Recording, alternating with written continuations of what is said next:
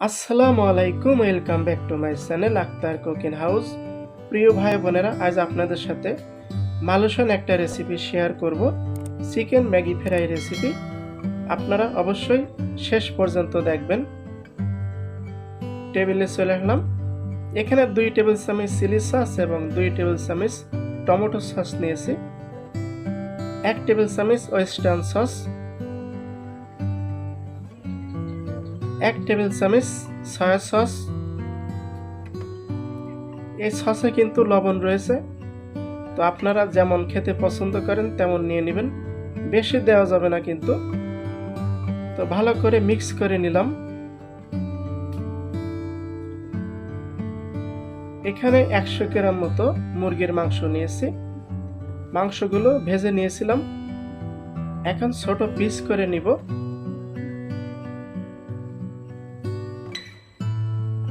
তো মাংসগুলো ছোট পিস করে নিয়েছি, দেখতে পাচ্ছেন।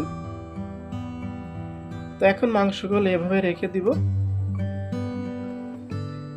একটা ম্যাগি কারির প্যাকেট নিয়েছি, প্যাকেটটা আমি কেটে নিচ্ছি।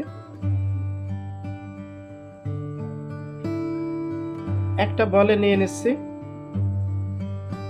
ম্যাগির মশলাটা উঠিয়ে নিব, পরবর্তী লাগবে। দিয়ে দিচ্ছি গরম পানি, 5 মিনিট ভিজে রাখবো, তারপর ছেঁকে রেখে দিব। এখন চলে যাচ্ছি সোলার স্ট্যান্ডে। একটা ফ্রাই প্যান নিয়েছি,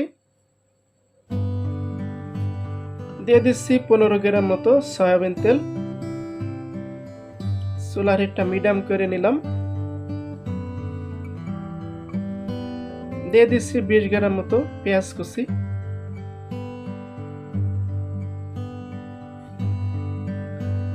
আপনারা অবশ্যই মনোযোগ সহকারে দেখবেন।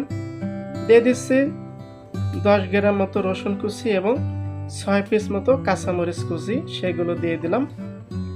তো ঘি কালার করে ফিরে আসব। তো ঘি কালার করে নিয়েছি। দিয়ে দিচ্ছি 2 পিস ডিম, 30 সেকেন্ড মতো ফ্রাই করে নিব। মালয়েশিয়াতে যেভাবে তৈরি করে আমি ঠিক একইভাবে তৈরি করে দেখাবো।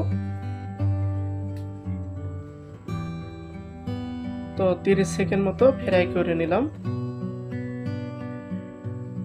এখন দিয়ে দিচ্ছি কিছু পেঁয়াজ, আমি মোটা করে কেটে নিয়েছি, দেখতে পাচ্ছেন।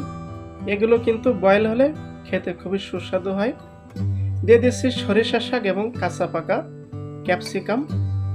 তো সবজি আপনাদের সামর্থ্য হিসেবে নিয়ে নেবেন, বাঁধাকপি দিতে পারেন অথবা যে কোনো সবুজ শাক, অথবা শুধু সরিষা শাক দিয়ে তৈরি করলে হবে। তো ভালো করে মিলে নিচ্ছি।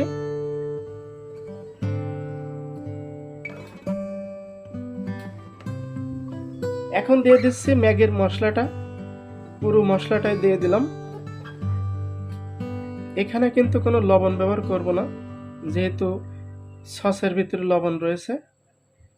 আবারও ভালো করে মিলে নিচ্ছি।